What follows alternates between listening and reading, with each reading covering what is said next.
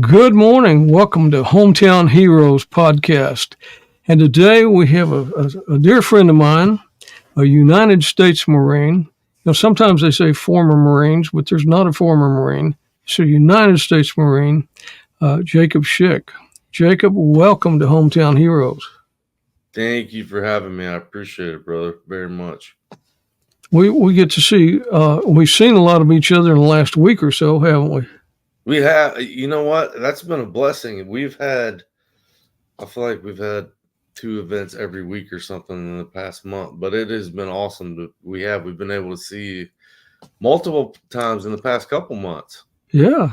And the golf tournament we had was last Monday. That was a good tournament. It was a good turnout. It was a good turnout. Great weather. We're very blessed. We lucked out with the weather, so we're very grateful for that. But that was a good time.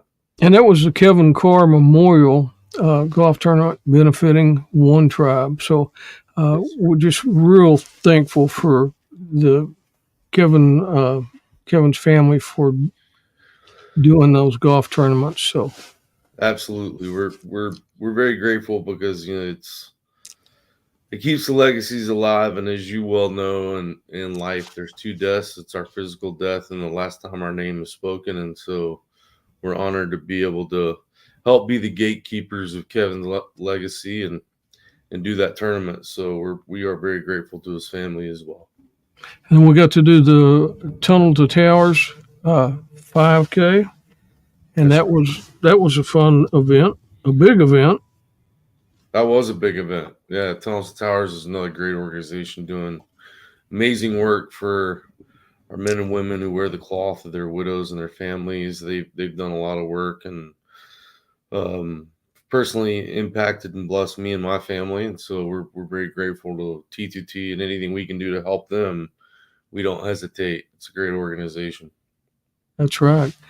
Well, Jacob, you grew up in Louisiana and moved to Texas and kind of finished high school in Texas. I did. I got to grew up in Louisiana. I got to Texas as fast as I could. And I ended up getting here I got to Texas around the age of 11 or 12, somewhere in there. But grew up in Louisiana, really close to my grandmother growing up. She was the wife of the 1st-generation Marine in our family. My grandfather, who fought World War II, was on Iwo Jima in Korea, and matter of fact, I have his dog tags hanging up right up there. And she was he died a couple years before I was born, unfortunately. I never met him in the flesh, but I definitely feel like I know him and I'm very close to him. And my grandmother, would always tell me, she would always say, "Baby, I've never so much as danced with another man since your papa died." And that's just the way Mimi was. I mean, she was very, very loyal, very faithful, and very, very convicted in who she was. And she loved this country. And she's actually the one that really taught me service above self, and that service and sacrifice are synonymous. And so I'm very grateful to her for all the lessons she taught me growing up and how much she impacted my life. But she was the reason ultimately that I joined the Marine Corps. And your grandfather, was he in some other battles in the South Pacific before Iwo Jima or after Iwo Jima? I think he was. I have my Uncle Jack, who's the 2nd-generation Marine, actually sent me his uniforms and sent me his ribbons and his ribbon stack, but they're really old. And my dad actually gave me my grandfather's Bible, the Bible with the steel plate on the cover that they would hand out to all the guys before they left, that they would wear in their left breast pocket. And I still have that. And so there's a lot I need to learn. I still need to dig up about my grandfather's service, but obviously is what happens with most men and women that deploy, especially back then. They leave one person, come back another person, and I would say in large part for me, that had a direct positive impact on my life. I won't so much speak for my dad and my uncles, but because I know he wasn't he was a pretty hard man, but I know that for me, it had a direct impact in a positive manner for my life because I was able to learn at a very young age about service and sacrifice. And I was able to learn that being a part of something greater than you'll ever be is what life is all about. And that you have to surround yourself with that group of people that demand you be better just by their presence. And I didn't always do that the right way. I definitely messed that up numerous times along the way, but I decided at the age of 8 I was going to be a Marine, come hell or high water. That's what I was doing, and that really started with me going down the street to Mimi's friend's house named Red. I'm pretty sure his name wasn't Red, but everybody called him Red. And I was on his lap, and he was showing me these pictures in this photo album. And he got to this one part, and he looked up at my Mimi almost as if to ask for permission. And she looked at him with a stern look and gave him a nod. And he turned the page, and it was piles of emaciated bodies from a liberated concentration camp. It turns out Red was a World War II combat photographer. I Wow. was young. I was young. I was probably 5 years old, maybe six. I was 5 or 6 years old, but I remember even at that age thinking to myself, I've got to be a part of something to make sure this doesn't happen again. I mean, I've got to be a part of something to make sure that we have less evil in the world. And so by the age of 8, I'd made that decision, and then didn't really talk to anybody about it because I thought that was a good idea.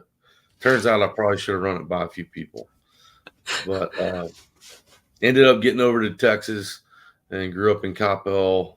Very formative years, and played football. By the grace of God, I love football. Football saved my life. I mean, it was as I was a wild kid for a little while. I went from a structured environment with my father and my stepmother, where I had left and right lateral limits, to where then I moved in with my mother, God rest her soul, in Coppell.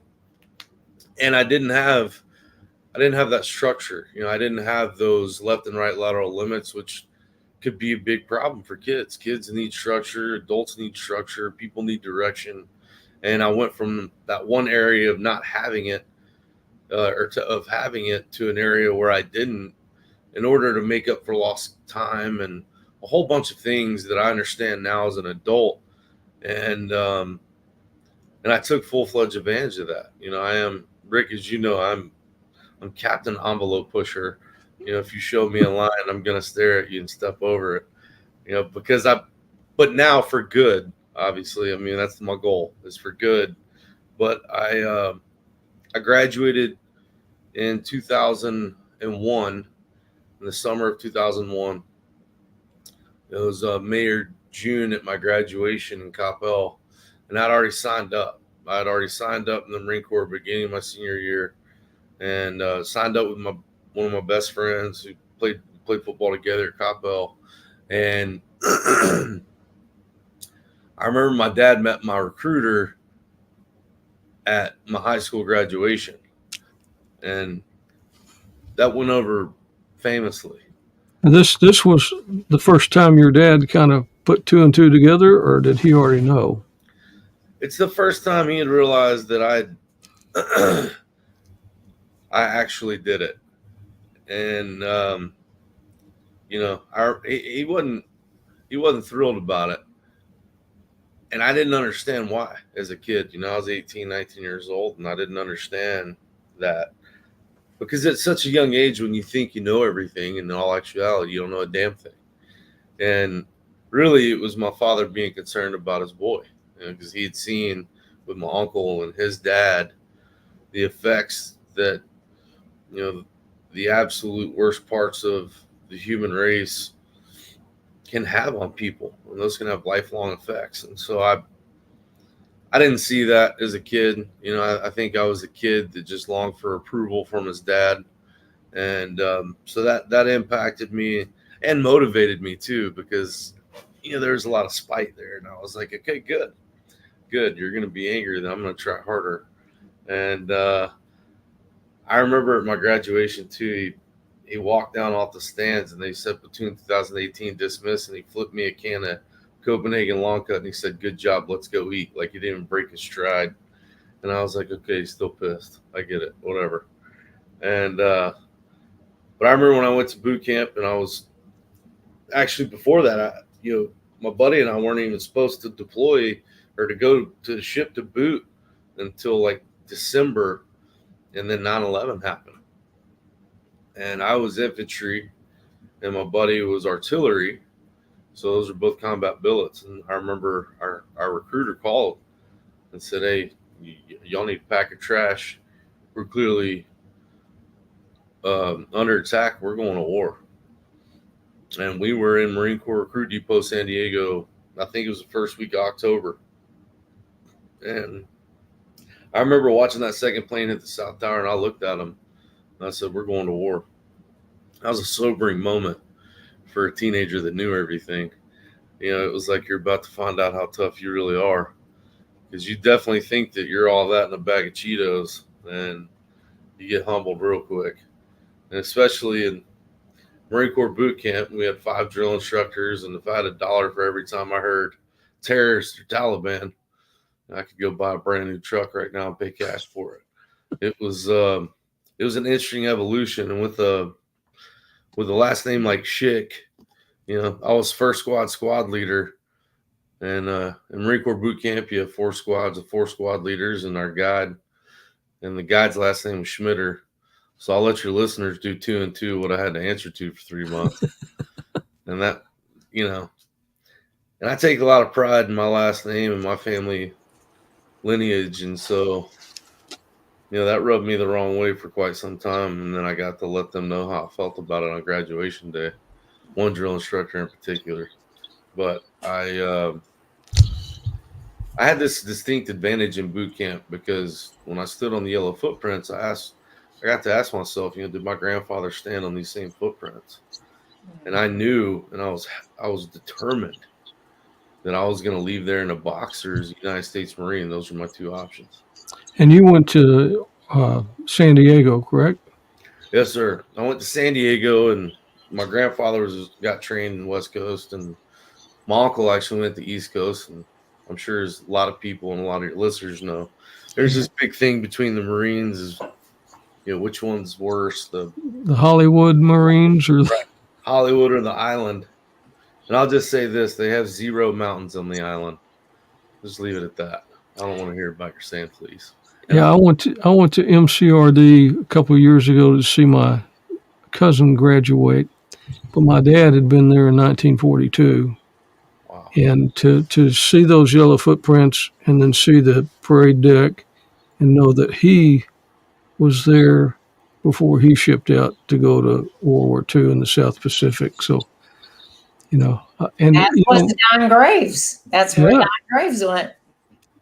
But, you know, even though Dad was a Marine, whenever I joined the Army, whenever my brother joined the Navy, he didn't try to steer us to the Marine Corps. I mean, he was just proud of us and happy that, you know, we were serving the country. So that's awesome. That place, there's something about that place that's hallowed ground for sure. For sure, it is, and you feel it. I mean, as soon as you get there, I think whether you don the cloth of the nation or not, if you're a warrior or not, you have that feeling of, you can feel those souls that have gone through there and that have graced that place with their presence. And you know, I definitely felt it. And you know, Ashley and I are blessed enough to do a lot of travel, and all these places we go, I definitely feel those souls. I mean, we've gone to Normandy, you know, we've been to Culloden Battlefield in Scotland, and I mean, I feel every one of those souls. Those warriors speak to me, and I'm grateful for that, because it's one of those places that, you know, it just makes you want to be better. It just makes you want to be a better American, a better person, a better husband, better father, better leader. And it's funny because when I left MCRD San Diego, I made a promise to myself I'd never go back. And one of my drill instructors that I really, really admired and was a great guy, drill instructor, Staff Sergeant Hammers. His last name was Hammers. You can't make this stuff up. And he picked up Chief Warrant Officer. And when he got pinned with Chief Warrant Officer, I went back for that. And then I promised myself I'd never go back for anything else.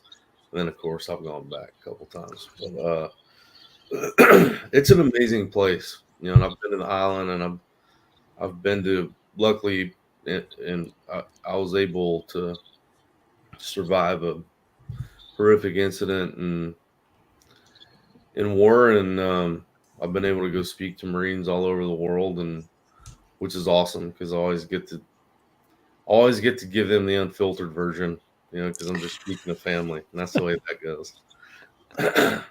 And I've been blessed because I've heard the unfiltered version. That's true. You have heard the unfiltered version, you know. But when I'm speaking to like elementary school kids or whatever, I can't let the full Marine eat. I definitely have to tame it back some. So you went to MCRD, got from there. You went to the infantry training.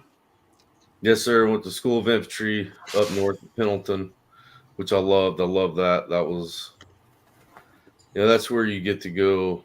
You go from basically trained Marine to full on Marine, and I loved Camp Pendleton. And you know,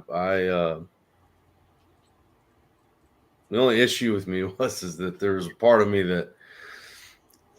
that carried over from, you know, being the captain envelope pusher to our first safety brief was listen up, Marines, whatever you do not go to Tijuana.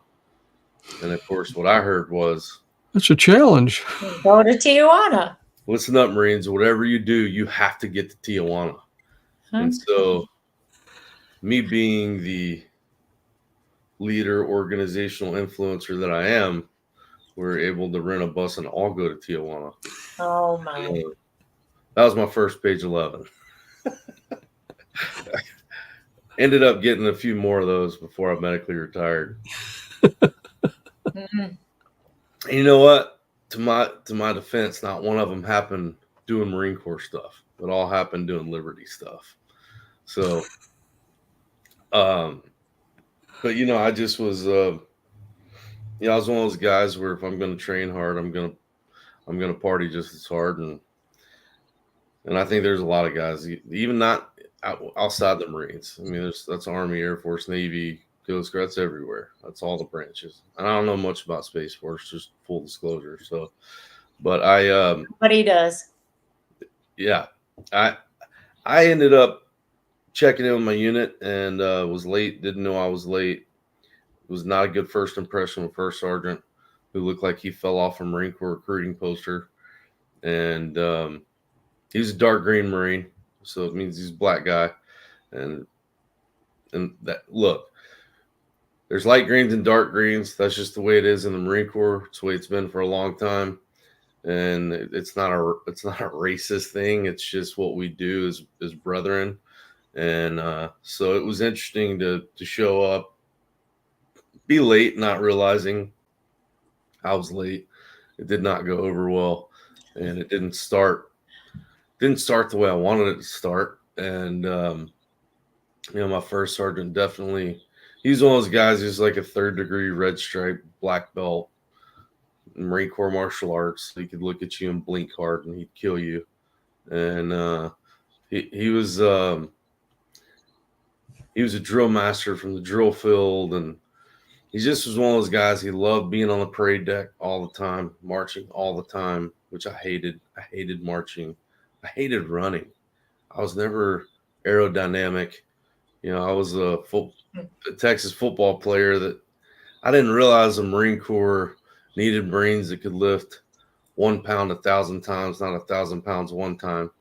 So that was a rude awakening because we run everywhere, never used all the vehicles and motor T ever. And so that always bothered me because I'm like, why do we have all these vehicles that we're never going to use? I don't understand it. And the only time we do use them is for the safety vehicle that just follows us everywhere we walk. I was like, but I get it now, in hindsight, looking back, I understand it, and I understand why they did what they did. And even all the way back to boot camp, that's one thing that the Marine Corps does really well is adhere to tradition. And so I'm grateful for that because that's one thing that separates us from every other branch. And I learned that at a young age, even before I earned the title, in talking with my grandmother and learning about the Marine Corps, reading the letters that my grandfather had sent her. And so I was able to spin myself up. And so I feel like I had the right mindset as far as the esprit de corps of the Marine Corps goes. And I attribute a lot of that too to the leaders I had in school growing up and in football, being able to see what good, effective leadership looks like. That's why I'm a big proponent of team sports. I feel like you learn a lot in those atmospheres. You learn a lot on how to mesh with people that have no similarities with your background or your life, but you're able to come together as a cohesive unit. And so that really helped me and benefited me in my Marine Corps career. But we ended up getting the call that we knew we were going to get. I mean, we were an infantry unit, and we knew we were going to be. It was a matter of time, and we got the call that we were going to go do our workup at 29 Palms, California, which is horrible. It's a horrible place. It's not a place that, especially for a broke, PFC or Lance Corporal, is the only nearest place you can go to really immerse yourself in civilization is Palm Springs. And if you don't have any money, you're definitely not getting over to Palm Springs. And so it was one of those things where we had to scrape money together. There's a lot of Marines sleeping in a motel room because we could only afford one because we couldn't tap into our drinking money. That was priorities. And so I was fenced. yeah, it was crazy. I remember like legitimately being broke and not having a cent to our name, and we're there training to go to war. And it was a lot of us. There's a lot of us that didn't understand money management, didn't understand budgeting, nor did we give a damn about either. It was as long as we have enough money to get us through Friday and Saturday and to get back to the base Sunday, we're good to go. And somehow, some way we made it work. Luckily, I had several Marines that were much more squared away than I was that made sure I didn't get too out of hand and that I was able to get back to base. So I'm very grateful for those guys. They all know who they are. And, but we didn't know the whole time we were doing our workup in 29 Palms. We didn't even know where we were going. We didn't know if we were going to go to Iraq or Afghanistan. We knew we were going to one or the other. We knew we were going to go to Al-Anbar province in Iraq or Helmand province in Afghanistan. Those were the two hotbeds in 04. And being a line unit, we knew that we were going to go to one of the two. And we didn't even find out till like the night before or night of, something like that. It was quick that we were going to go to Iraq. And our primary area of operation was going to be the Sunni Triangle. It was also had been coined the Triangle of Death or Death Triangle in Iraq. And so that was something is, again, we're all, still kids. I was 21, 22. You're still a kid. You still don't know much. But the thing that we had going for us during that workup was we knew that we weren't doing the same thing 1,000 times to kill time. We were doing it because we were going to have to implement it. And so I was honed in during our training. We all took it very seriously. And by the grace of God too, we were a very tight knit unit. We were very close. And we were every bit of a family that you could be without sharing DNA. And I'm definitely one of those guys who believes that regardless of DNA, family's who you make it. And those guys are my family, man, and bunch of damn good, not only Marines but just humans in general. They were second to none. That's for sure. But we ended up deploying and went to Kuwait. And I remember we were only in Kuwait for a couple of days, but I remember getting to Kuwait. We got there the summer of '04, and I remember when the doors to the bird opened and like the oxygen got sucked out of the plane because it was so hot.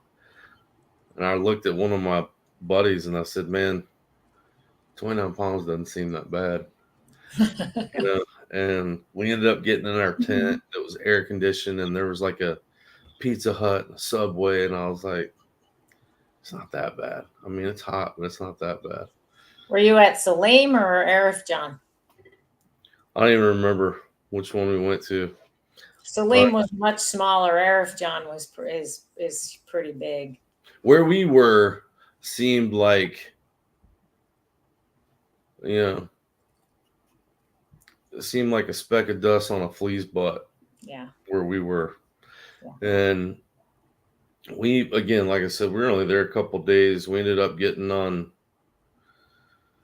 it was the third or fourth C-130 we got on that actually worked and was functional to get us over to Iraq. And I remember we did the corkscrew landing, combat landing into Al-Assad, which we'd never experienced that. And so that didn't go over well because there's a lot of us that weren't prepared for that.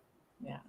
And we were already all kitted up, combat load, and it was embarrassing to show up to Al-Assad and walk off that bird looking the way we looked after doing a combat landing into Al-Assad. And it was like, well, here's this line unit replacing another Marine line unit that looks like they just rode in the most violent, twisty, and turny roller coaster on the planet.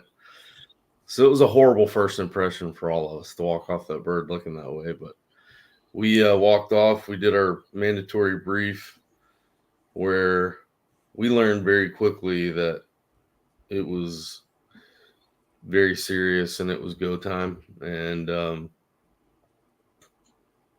we started hooking and jabbing and doing what we were trained to do. And it was a busy time. It was a busy time, and it was,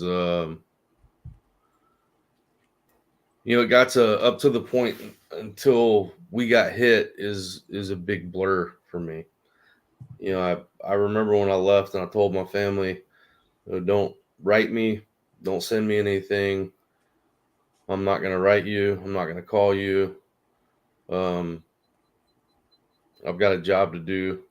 Don't watch the news. No news is good news, and I'll see you in 7 months.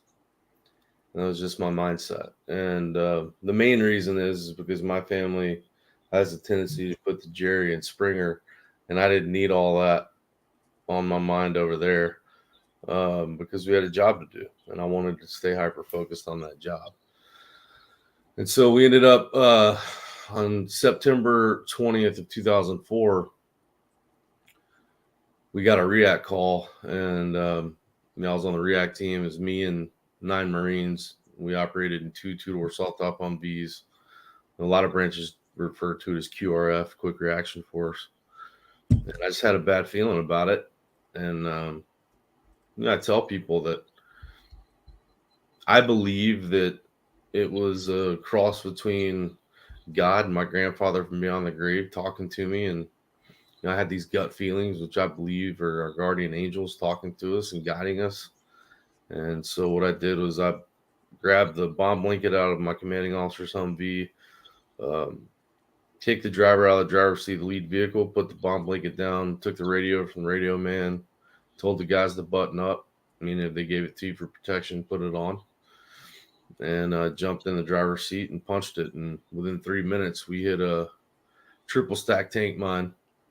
It was pressure plate ignited, where the front left tire made contact with the plate goes down, bomb goes off, and it blew up directly beneath me and blew me about 30 feet to the top of the Humvee. I like to say I stuck the landing with my head because I'm a Marine and we believe in good form.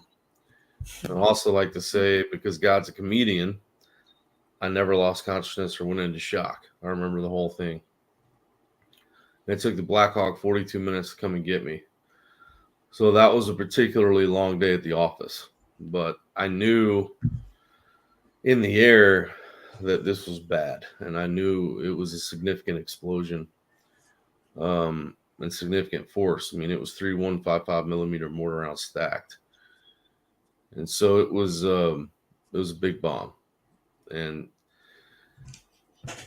there's a whole series of events that happened before I even got ejected out of the vehicle. And the first one being the firewall folding, crushing my right foot, which impeded the blood flow to my right foot. The steering wheel disengaged and hit me in my chest, which, you know, we wear all of our mags on the front of our flak jacket.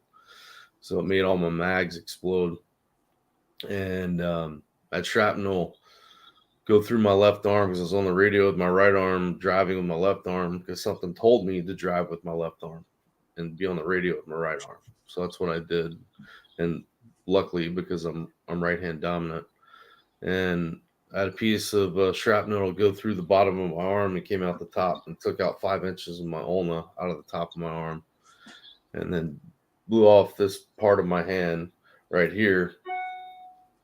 And then I had shrapnel in my neck and my chin and my cheek and side of my face, and my lenses from my goggles shattered. And so I had a piece of lens from my right lens in my right eye. So I couldn't see out of my right eye, and it broke my ribs. And so that sucked. Broken ribs suck because there's just nothing you can do about them. So I couldn't breathe. And I remember when I hit the deck, and I knew this was bad, and I knew we were in trouble if there was going to be a secondary attack. And because the sand over there is so fine, it's like baby powder, and it takes forever for when there's an explosion for it to settle and the dust to settle, and there was smoke, and I had burns, and the only thing that was not broken or shattered was my right hand and arm. And I only had like minor shrapnel wounds and burns on my right arm, but nothing that affected any of the structure of my right hand and arm. So I started my self-assessment immediately, and the whole time, there was a lot of ringing, and it was very loud in my head, and but I could hear the guy that I had kicked out of the driver's seat yelling my last name, and he was just yelling Schick, like these blood-curdling screams. And then I remember him breaking military protocol, and he just yelled my first name, and it broke my heart. And I remember trying to pull myself towards the sound of his voice, and while I was like flopping my arm around trying to find my weapon. And so I noticed when I looked down and I could see out of my left eye, and I noticed I was just scooping sand and I wasn't going anywhere. And so I ended up just saying a prayer to God. And exact prayer I said was, "Hey, big man, all I ask is that you don't take me in front of my guys. Just don't take me in front of my family. As soon as the skids of the bird leave the deck, I'm all yours. Just please don't allow my brothers to watch me die. That's all I ask." And so that became my hyper focus until the guys got up to me. And I remember the guys found me and got to me, and they're telling me, "We got you, Schick, we got you." And I counted 8 of them. And so I knew that no one was killed, because I did the head count, and I realized that, all right, we're all alive, because the other guy that I kicked out of the driver's seat, I was assuming was in shock in the passenger seat. And because he looked over and couldn't find me, all I saw was my blood and my rounds. And so I was great. I remember being grateful for that. But I could tell the guys looking at me, it was real bad.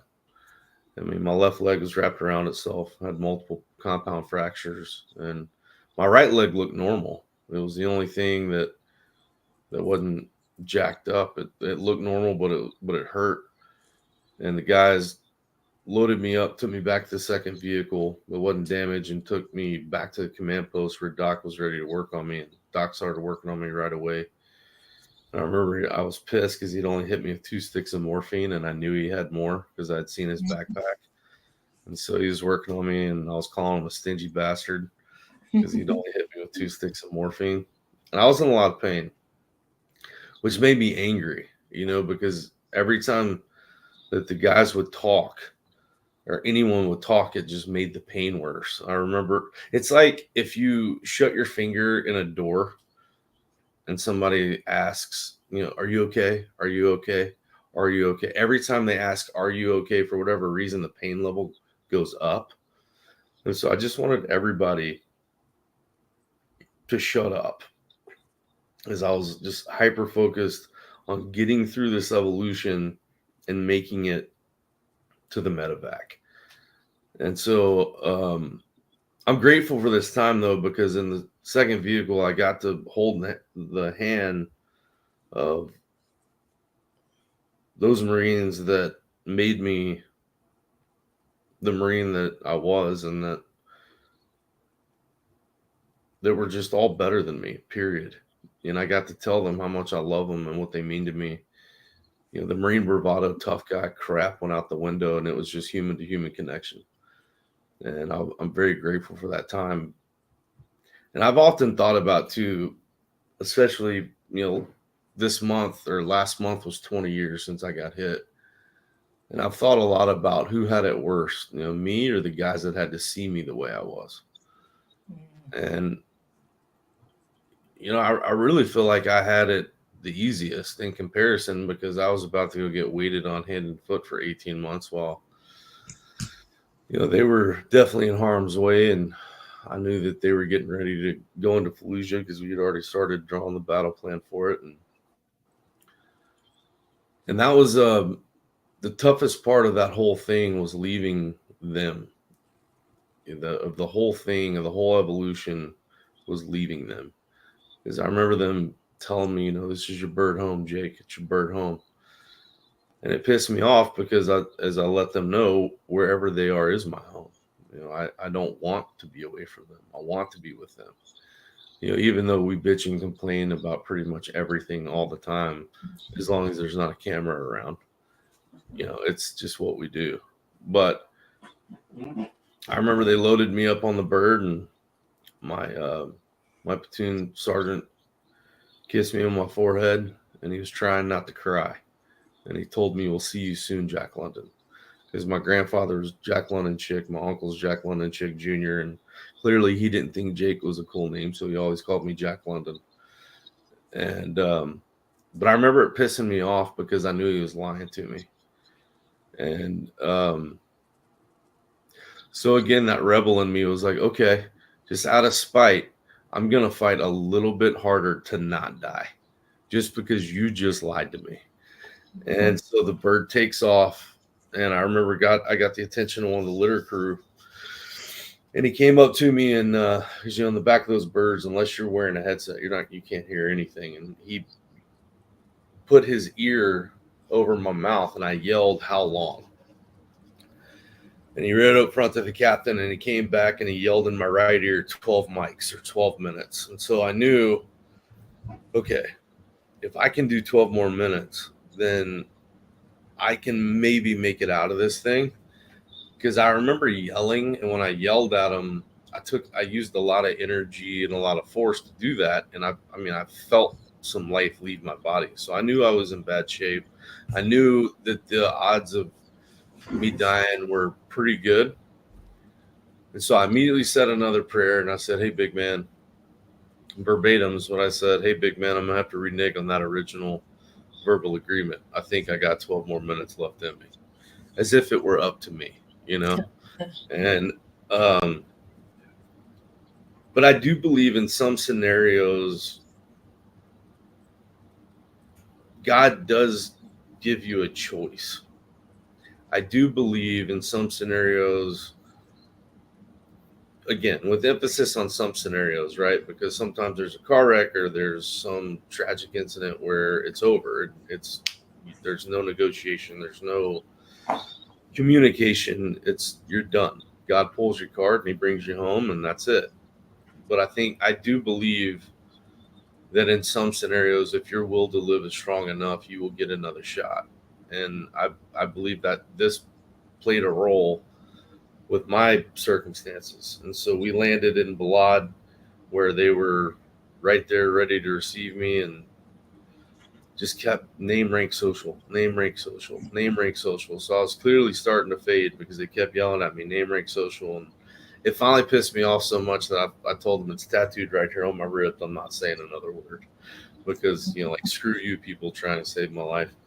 And we end up getting in the field hospital, which was literally a tent. It was a tent. And they, I remember one of the surgeons was sewing up my face. And he said, oops. And I said, what do you mean, oops, doc? And he said, sorry, Marine, I jacked up on your stitches. Going to have to start again. And the litter crew had put a fresh sheet on me. And so I don't even think he had seen me from the neck down. And so I looked at him and I said, hey, doc, I don't know if you've seen me from the neck down, but I'm fairly certain that the scratches on my face are the least of our worries right now. And he gave this look at the anesthetist, which was standing to the right of my bed, and just gave him this look like, please put this dude to sleep. And that's the last thing I remember. And then I remember Nurse Jax woke me up. She was standing to my right. And she woke me up post-op, and she said, hey, Marine, I hate to tell you this, but we had to take your right foot. And I immediately went back to my self-assessment out there at Dulab. And my left leg was literally wrapped around itself. My fibia and my tibia were both exposed. And my right leg looked normal. And I remember thinking to myself, and I said it audibly, I said, you took the wrong damn foot. And she said, do what? And I said, you took the wrong foot. I mean, I guess you had a 50-50 shot and good enough for government work.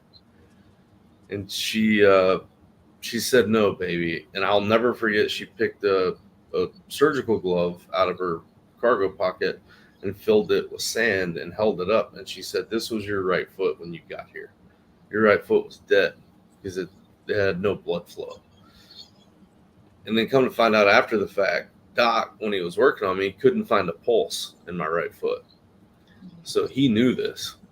And I still mess with him today. I still tell him, like, hey, do you think it was probably pertinent information to tell me I was probably not going to keep my right leg? And he was like, no, I felt like you didn't need to know at the moment. And I'm like, okay, well, I guess I don't have a choice and we have to just go with that. But they loaded me up on the pain tube, which is what guys like me call it. And I mean, it's 3 rows and stacked deep. I mean, from the back of the plane all the way to the right behind the cockpit, and just wounded guys.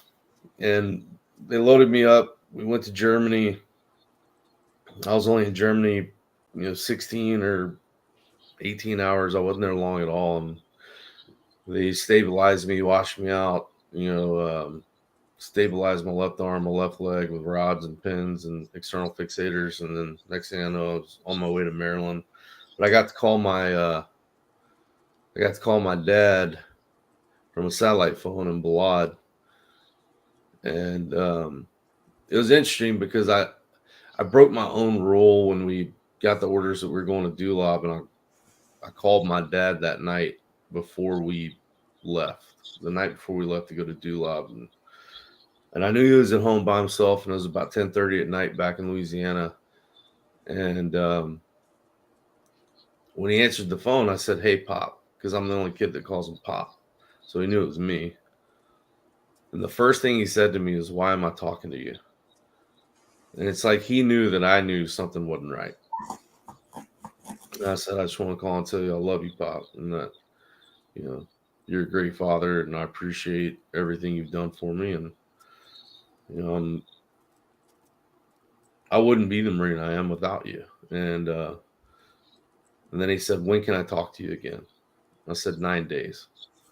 And he said, you better call me in 9 days and you better be all right. I said, yes, sir. I love you, Pop. He said, I love you too, son. So this was 3 or 4 days later when I called him from the sat phone. He answered the phone and I said, hey, Pop. And again, he said, why am I talking to you? And I said, they got me, Dad. And he said, what do you mean they got you? I said, they got me and I'm hurt bad. And he said, how bad? I said, they had to take my right leg. And then there was this long pause, which was even more than the 2 or 3 second delay on those international calls. And he said, are you going to make it? And I said, I don't know. And he said, you just hang in there. I'm sure we'll hear from First Sergeant soon and we'll see you in Germany. And I said, this is what's crazy is because I went from being like one of the world's most elite warriors on the planet to just being this little kid that just needed his dad because I said, please hurry, you know? And so you go from having, this bravado and mindset in one scenario to literally within a tenth of a second, this completely different mindset and this different viewpoint on life. And I like to say that I like to tell people I didn't have to eat a piece of humble pie. I had to inhale the whole factory all at one time. Because I went from being one of the world's most elite gladiators to not being able to use the bathroom on my own, literally in the blink of an eye. And so when I got to Bethesda, I got to see my blood family for the first time. And I remember that the doors open and my head at this point was so swollen and I was black and blue and I'm sure I smelled amazing. I hadn't showered in a while. And he put his hand on my chest and said, Bubba, is that you? And all I could get out was get your damn hand off my chest because all my ribs were broken and it hurt. So he pulled his hand off and he looked at my family and he was like, yeah, that's Jake. And so it's right then began my own personal battle that I had no idea that I was going to make it, or I had no idea how arduous and painful and how much the suck factor was going to be pegged because it was intense. And so they took me down into the ICU. And I mean, for the first 48, 72 hours, I was home. I mean, I was in the OR every 42, 78 hours. So the first few months I was home. And in that picture, I was actually in an induced coma because they had to sew my left arm into my abdomen. And because the skin grafts wouldn't take on the top of my arm. And they tried it 2 or 3 times, but the grafts failed. And so they called in a specialist, and she said, well, what I'm going to have to do is sew his left arm into his abdomen and try and grow flesh on the top of his arm. But we need to put him in a coma to do it because they were afraid I was going to rip my arm out because I was having a bunch of night terrors. And, I would get real violent in my sleep. And then I'd get real violent coming out of anesthesia. And so they had to really medicate me. And that's Commandant Hagee standing over me right there. And I was a Lance Corporal when I got hit. And I think Commandant Hagee, I'm pretty sure Commandant Hagee thought I was going to die. And so he said, promote this Marine, which I wasn't even promotable because I'd gotten to page 11 within 12 months. And you're not promotable, I think, for 12 months when you get to page 11. But if the Commandant says promote this Marine, it's, that's the only guy that can do it. And so I was able to pick up Corporal, which I didn't earn at all. But I wanted to be a lifer in the Marines. I mean, that's what I wanted. And I joined the reserves because I wanted to pick up sergeant and then pick up my commission. I wanted to be a Mustang. because my grandfather was Corporal Schick, my uncle was Corporal Schick, and I was like, all right, I need to raise the bar for whoever the 4th generation is. And so, by the grace of God, Colin Hagee made me a corporal, even though I was not promotable at the time. And he supersedes the rules. And so, I remember when I came out of that, because I think it was 32. It was like 32 or 35 days they had me in induced coma. And I had this thing with my dad every morning where I'd say, like, okay, Dad, it's October 21st. It's Monday morning, October 21st, or Tuesday, whatever.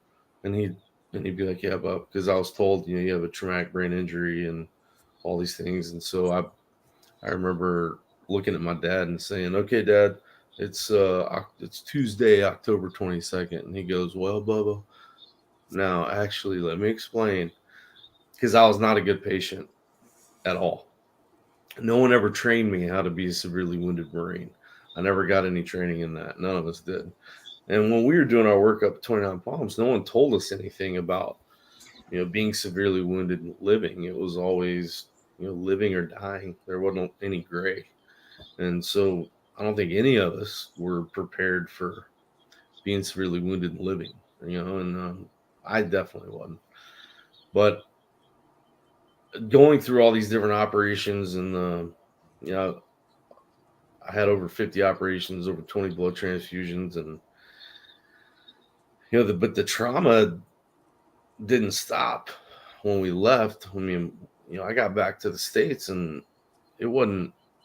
There's at least at minimum once a month I was paying my respects to a flag draped body in the hospital, and that was tough because some of these guys I got to know and love, and their families, and we were emotional medicine for each other, and it was a rough go. I mean, it was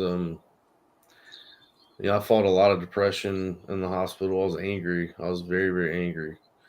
I mean, I was such a bad patient that the nurses at the nurse station literally every night would do paper, rock, scissors to see who had to pull my chart. Like, they did not want anything to do with me because I was, and rightfully so, because I was not fun to deal with, and because I was still in fight mode, and that's all I knew how to do every time I backed into a corner is fight my way out of it. And I was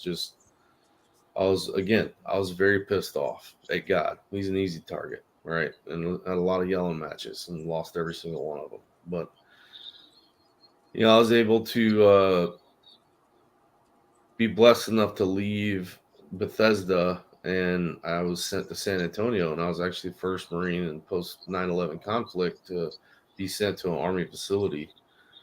And I like to say that accounts for 50% of my post-traumatic stress because I was the only Marine at an Army facility. And you can only call a soldier so many times before it hits the fan, right? We have to let people know if we wanted to join the Army. If we wanted to be soldiers, we'd have joined the Army.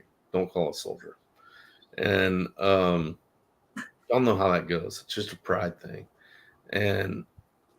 But I got there, and they moved me too soon. My body started shutting down. I was in the ICU for the first 18 or 20 days I was in San Antonio, and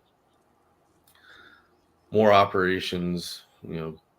That's when the PT and the OT started, and then I remember I met a really, really, really good friend of mine, and I was told I was just coming out of isolation because I had to go to isolation quite a bit because of the bacteria in the sand there. There's a bacteria called Acinetobacter, which really tore me up, and they had a hard time getting it out of my body. And I was told that there's another Marine on deck. His name was Ty. And I said, I want to meet him right now. I want to go see him right now. And they're like, well, we should wait. And I said, nope, I'm going right now. I don't care if I have to pull myself to his room with my right arm. I will go to that room one way or the other. It's going to happen. And so they got the little human crane and brought it into my room and strapped me up, picked me up out of the bed, put me in my electric wheelchair that I called my black Cadillac, had a little joystick. They ended up taking it from me because I was messing up the walls in the hospital. And I went and met Ty, and Ty was severely burned.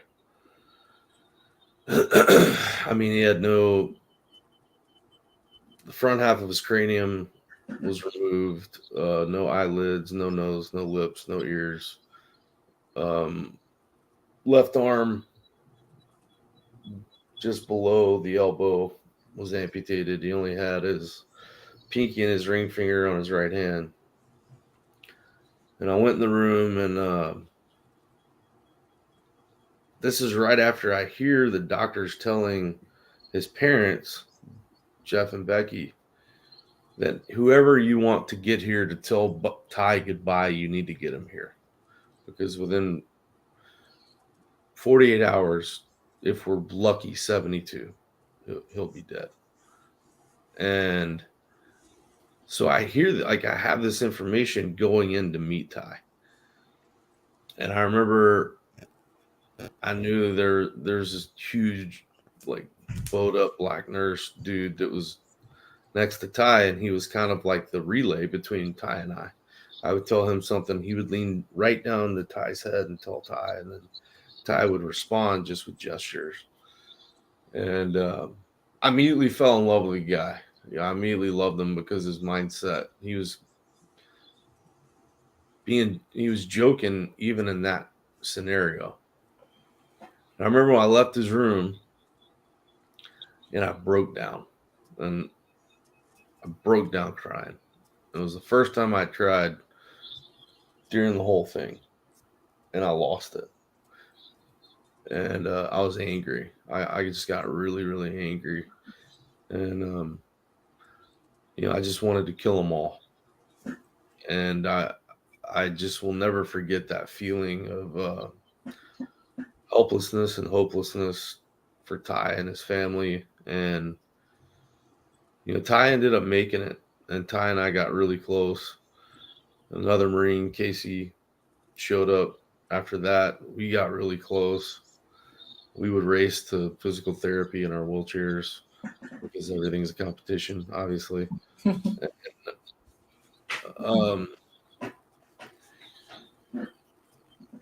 The saddest part about that whole thing is that neither one of them are with us anymore,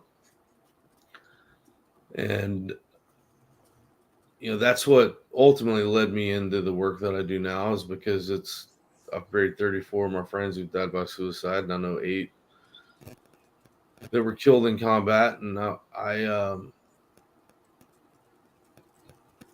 and if I sat here and told you that I never struggled with my own demons, or I never had any suicidal ideation or depression or anxiety or hypervigilance, I'd be lying to you. And I've learned over the years that those are human traits. Those aren't veteran traits. And so that's why One Tribe Foundation, that's why we do what we do at One Tribe, which stands for the human tribe. I mean, we all bleed red, so we're all connected by default. And we started as 22 Kill 11 years ago doing a push-up challenge, and a handful of knuckle draggers that thought, what can we do to give people the knowledge that this is an epidemic amongst the warrior class? And of course, we came up with quintessential military workout, which is push-ups. And we decided that we should probably do regular push-ups and not Marine Corps push-ups, because Marine Corps push-ups are 1, 2, 3, 1. And we were like, well, not a lot of people are going to do Marine Corps push-ups. We should just do it regular push-up. And so that's what we did, and that's where the 22 push-up challenge was birthed. And all that was to raise awareness of the fact that the suicide epidemic was a thing amongst the warrior class. That's all that was to give knowledge and education to the general population, to ultimately, hopefully, apply pressure on DC to try and change some policy and procedure to where we can give these men and women the help that they deserve and that they fought for. And it ended up going viral in 2016 when The Rock did it. Of course, it took a celebrity to make it go viral. And, then we started getting all this monetary support, which we weren't prepared for. And we ultimately ended up understanding, okay, we've got to develop our own programs, and once we put our hands on these men and women, we got to keep them on them. And then we realized that, okay, we got to treat the whole family. It can't just be the individual. We leave a big wake in our path when we come home from a deployment or get out of the military. And I knew that from my own personal experience, my own personal demons, and so we've since evolved into the full-blown mental and emotional wellness entity that we are now. And I'm very proud to say we've helped thousands and thousands of people all over the globe, and I'm humbled by the work that's been done and that we continue to do. And I'm grateful for all the lessons I've learned and continue to learn. I'm grateful for learning and understanding that I'll die an eternal student of life. I'll never have all the answers, and I believe that's by design, and I'm okay with that. I'm grateful that I've had my eyes open to a multitude of different modalities that can give us peace and help us feel joy and happiness the way God intended. I'm grateful that I'm living now instead of just existing, because you only get one shot. This isn't a dress rehearsal. And so I'm very humbled by the support. I'm humbled by the grassroots effort that got us to where we are, by the businesses and the corporations that believe in what we do and support us to help people, because rising tides raises all boats. And I'm grateful for the fact that we have a platform to create connection from human to human. And that's why we serve all the people that we serve, from veterans, the military, to first responder, law enforcement officer, frontline healthcare worker, their family members, and hopefully at some point down the road, just everybody.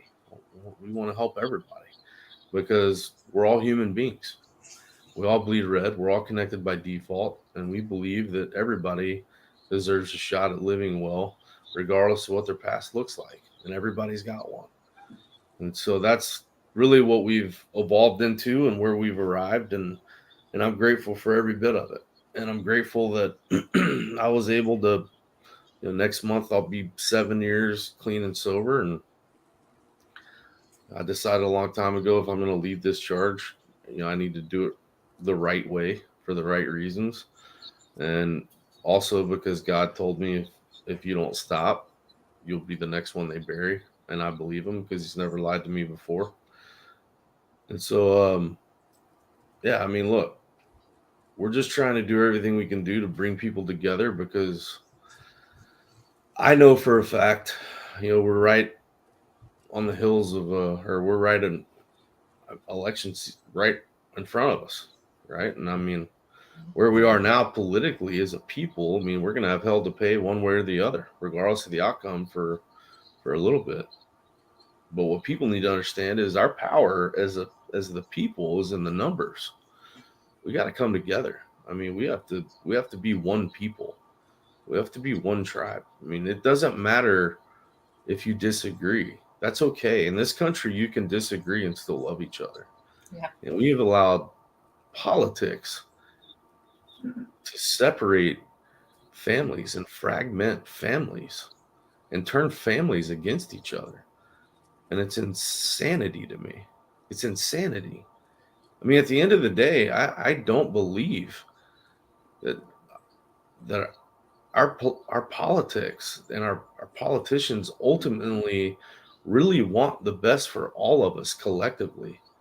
I think that we've gotten away from that. And I tell people quite openly, and I mean, Rick, you well know, if it's on my mind, you're going to know about it. I mean, left or right, I think they're equally full of crap. And I don't need a letter by my name for me to know who the hell I am. I'm going to wake up and I'm going to do me. Everybody else is taken. I'm going to unapologetically be myself. And if you don't like it, awesome. Good news for you. I'm well past the friend making stage in my life. I've noticed that. I bet. And again, I'm unapologetic about it. I'm just going to shoot straight and be me. And I'm going to try and be the best husband and father and leader I can be.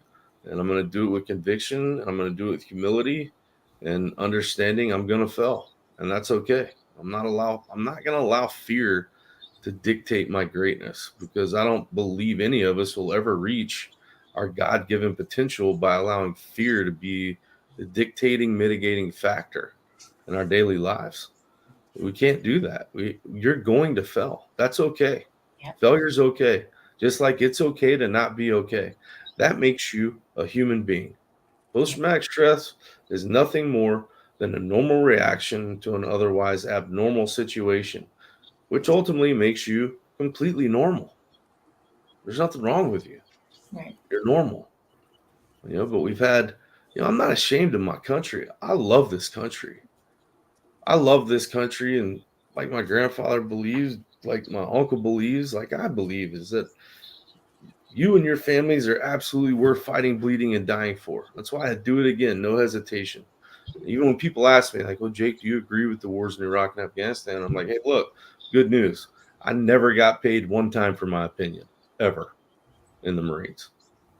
Willingness and obedience to orders. There's a reason we're back-to-back World War champs, right? And Right. God forbid there's a third one, we'll win that one too, right? Because we're still the mightiest military on the planet, and all of our adversaries know it. That's why there hadn't been a World War III. Pretty simple, right? The politicians know it too. And here's the thing, I know a bunch of them personally. And so for me, it's like, look, we got to come together. We got to help each other. We got to lean in and love hard in order to live well. And you can't do the last one without fully doing the first two. And that all starts with being completely in love with the person staring back at you in the mirror. Every emotion and every decision you make throughout the day, every single day, is based off that emotion. And that's where I want to get people to understand that it's okay to not be okay. The strong thing to do is to ask for help. That's okay. That's a strong thing to do. We've been taught wrong. We were taught wrong from day one. Hey, don't talk about that. We're just going to sweep that under the rug, and then we'll keep going. You're going to be okay. A little butt tap. You'll be all right. Like, that's stupid. No, all you're doing is adding to the pressure cooker. That's going to explode at some point. And we can look at people that have sustained injuries like you. We can see your scars. We can see you missing a leg.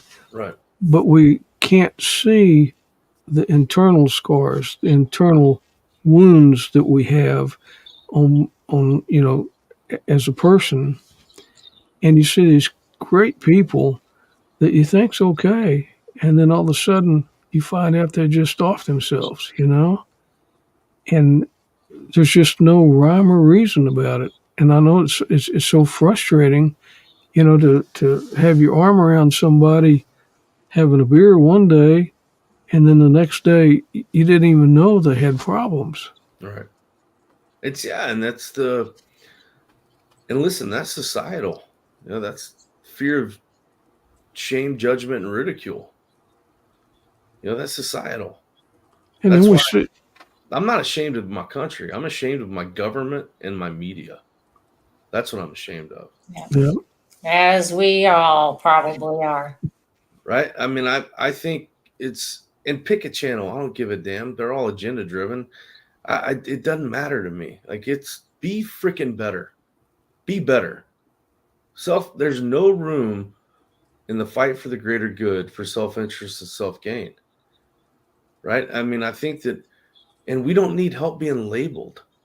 Society will do that all their lonesome. We need help being empowered. Right? Because also, we're not victims. We're victors. The victim mentality gets you nowhere. Right? You wake up, you put your feet on the ground, God blesses you with another day. You're either fighting for good or evil. That's it. And sometimes throughout the day, that switches. And that's okay. That's because you're a human being, right? And yeah, I mean, a lot of people know about our losses as an organization. A lot of people. Same reason that's, sex and negativity sells, right? When we have way more victories than we do losses. they're almost not even comparable. But people don't hear about those. People don't celebrate those. Like, stop living your life that way. Celebrate the small things.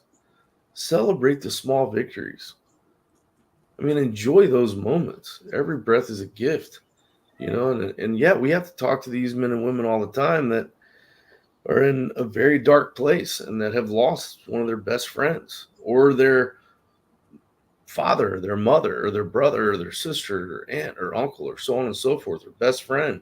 And we have to tell them, like, listen, we know this sucks, but we're never going to bat 1,000. There's a God and we're not him. And it's not why is none of our business. It's between them and God. The what next is our focus. What are we going to do next? What are we not doing enough of? What can we polish? What can we capitalize on? What more can we implement?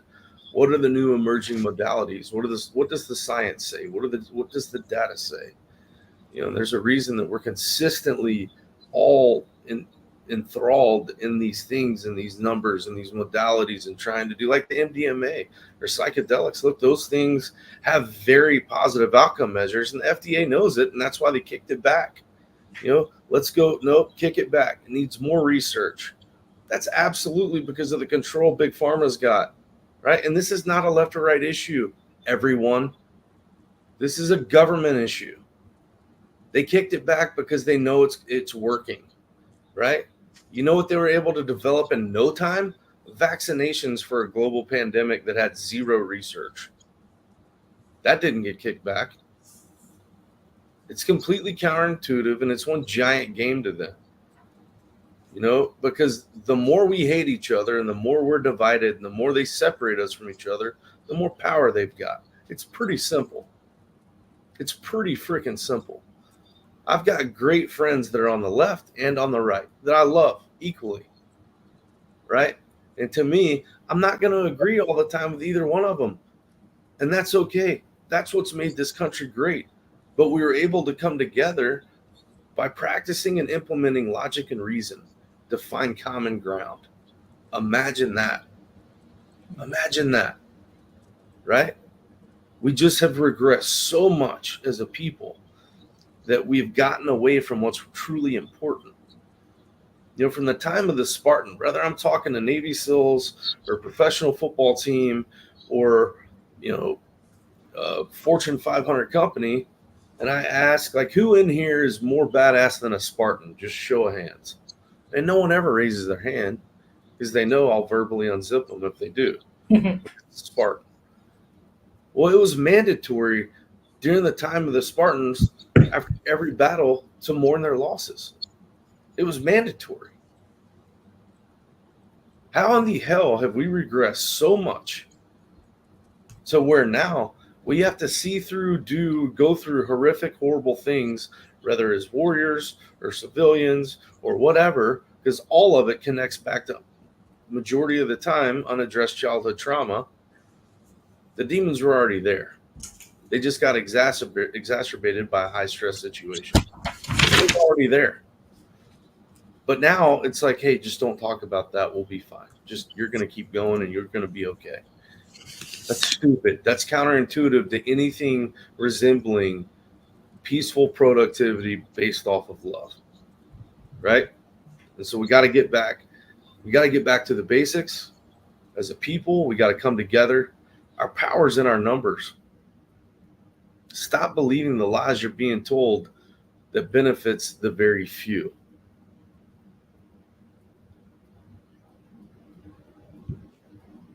I got on my soapbox there for a minute. Sorry about that.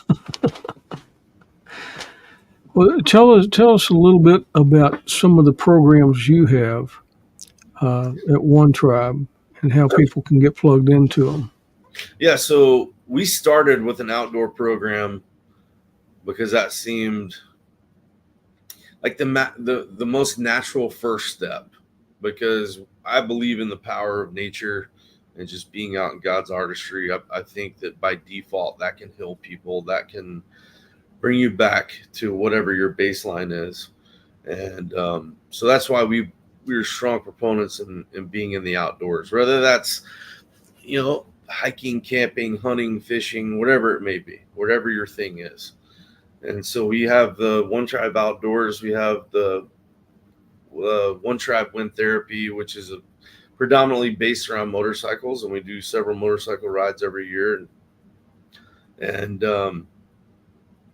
for the same reason, I believe there's something spiritual about being behind handlebars and being able to smell the different elements. And Sometime in those, you get a lot of praying because I went to one a few months ago, and I wasn't on a motorcycle, but I was riding with Robert, and we were getting ahead of you so we could take pictures. And so I got a lot of praying done that afternoon. oh yeah, there's yeah, that's fair. I get that. And look, for it's like I tell our boys, I'm like, listen, prayer's continuous. God's always listening. You need to be asking for help all the time. And whether you're about to take a test, obviously talking about our boys, or whether you're about to go into a doctor's office or you're about to, whatever it may be, prayer's continuous. And that's something that you should always do. You find strength from that. And that's okay. We all need help, every one of us. But yeah, I always say we always do a prayer before those rides because, as you know, they can be very dangerous. And a lot of people, in case you haven't noticed, don't pay attention to the road while they're driving because whatever's on their phone's more important, which drives me crazy. But I just that's a whole nother program. Then we have Watch, which is run by Buck. This is an acronym. We are the Children of Heroes. And so those are the widows and the kiddos that we work with. And listen, those are from everything from being killed in combat to in training to dying by suicide and everything in between, right? We don't discriminate amongst the groups of how the death occurred, right? Because what we've learned over the years is majority of these kids, it's irrelevant. They just know they have something in common that's uncommon where they go to school. It doesn't come up how their mom or dad died. And it's because they're not jaded human beings. They haven't lived enough life to be jaded by other human beings. It's just like I always say, if we were raising money for dogs to not die by suicide, we'd be sitting on $1 billion. Because people don't get jaded by dogs. They get jaded by other humans, But we've just gotten further away from helping the human race. And it's like, well, it's just too much. It's too hard. I'm just going to go away.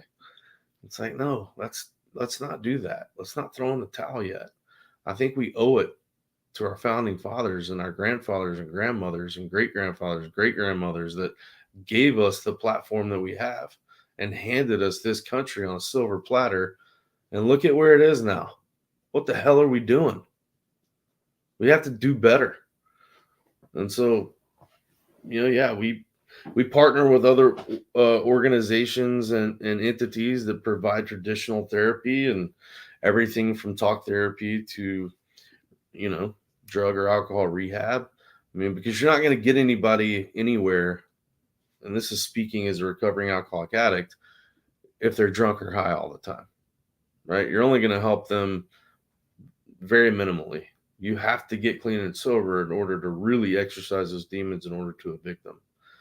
And so we have to be partnered with a lot of other organizations and entities to help us get these men and women and their families to where they need to go, because there's a lot of work, a lot of effort that goes into it. And look, I don't like it when people, I'm grateful, but I don't like it when people say like, hey, your foundation saved me. And I'm like, no, that's not how that works. You saved you. We gave you the tools to save yourself. Nobody can do the work for you. You have to do the work. I think it's important that they understand that you need to give yourself those kudos. That's like nobody is keeping me clean or sober but me. Right? That's my decision. And so it's something that people need to understand. You're accountable for your success, as much as you're accountable for your failures.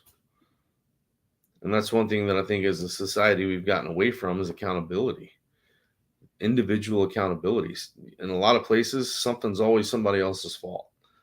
Like, stop that.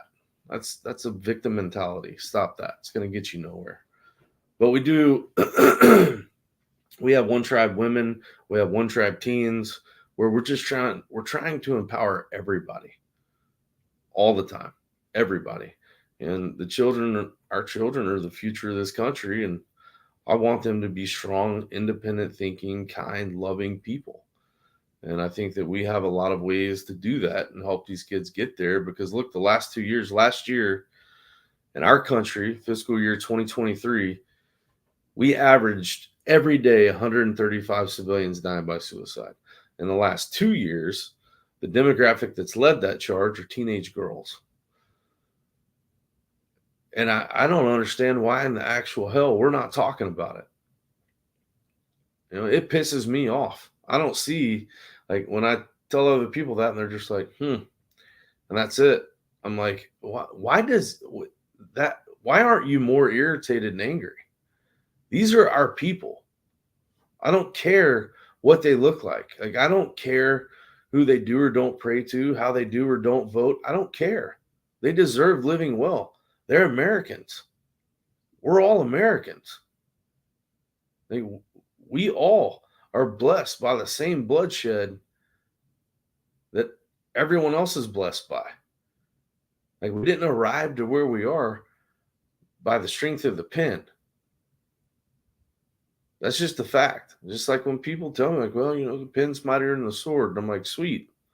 Meet me here same time tomorrow. You bring a pen, I'll bring a sword. We'll see who walks away. Right? It's like, it takes bloodshed, and it takes good people willing to do evil things for us to maintain freedom. And so we're getting to a point to where we're losing that freedom at the cyclic rate because of self-interest, self-gain for the few. That's absolutely affecting the masses.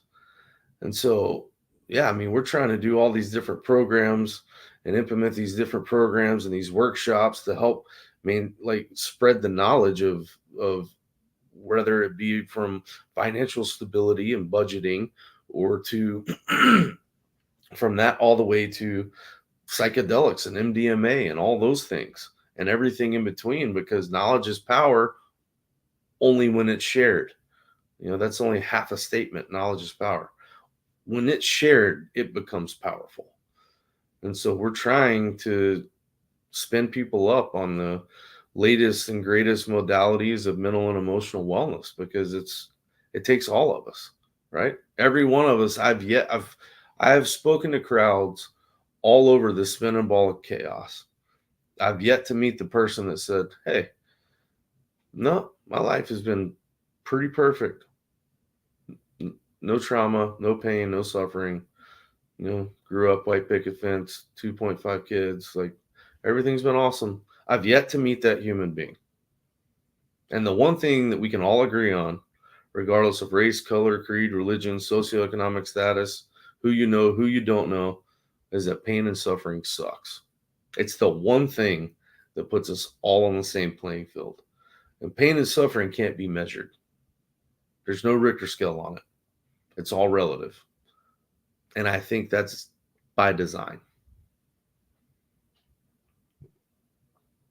That's so we can rely on the being our God.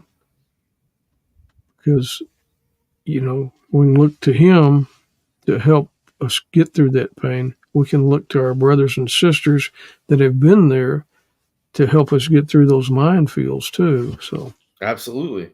And like with One Tribe Foundation, we're a apolitical, non-denominational entity, right? That doesn't mean that I have to be like, no, I am a man of God. And if you don't want to come to our foundation because of that, like, okay.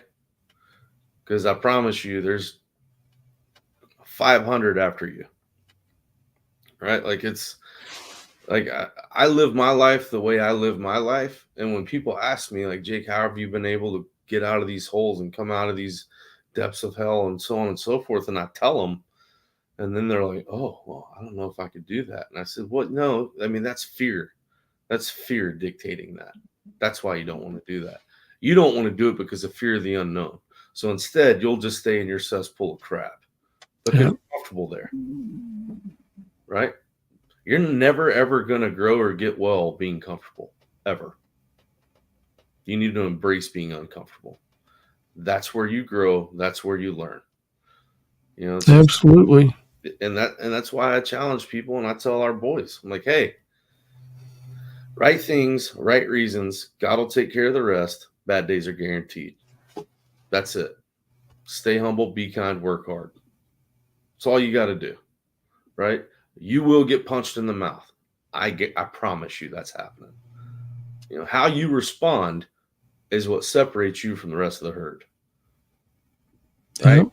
And the only way you can do that is you have a solid foundation of love that you get to go home to every day. I mean, that's how you get where you want to go. Because I believe every human being on the planet has two objectives from the time they're born to the time they die. Every human being. And it's love and be loved. And everything in between is why the whole world knows who Jerry Springer and the Kardashians are.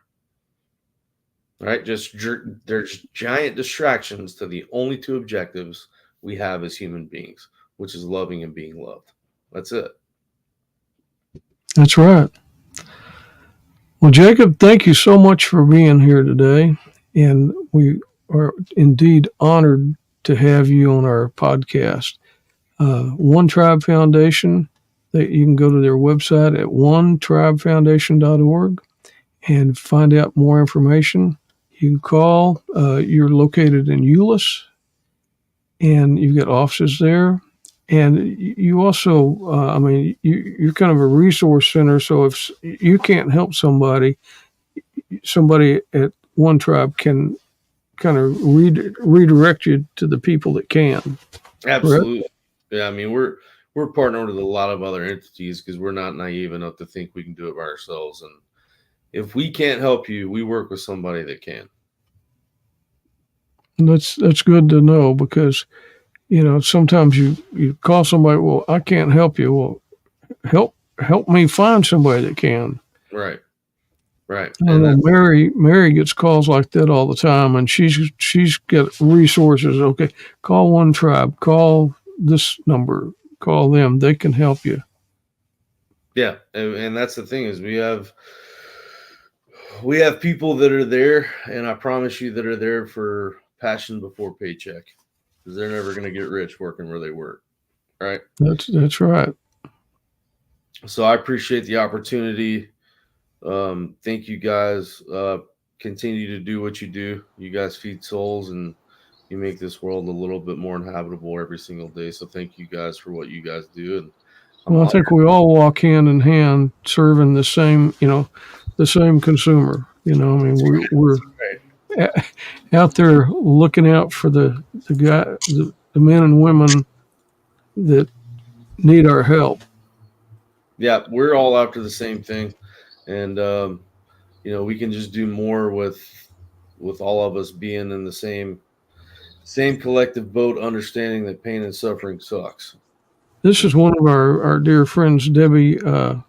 She's the daughter of World War II veteran, Navy veteran. She said, thank you, you're a blessing, and thank you for your service and sharing your story and yourself with us. So, Debbie, thank you for being there.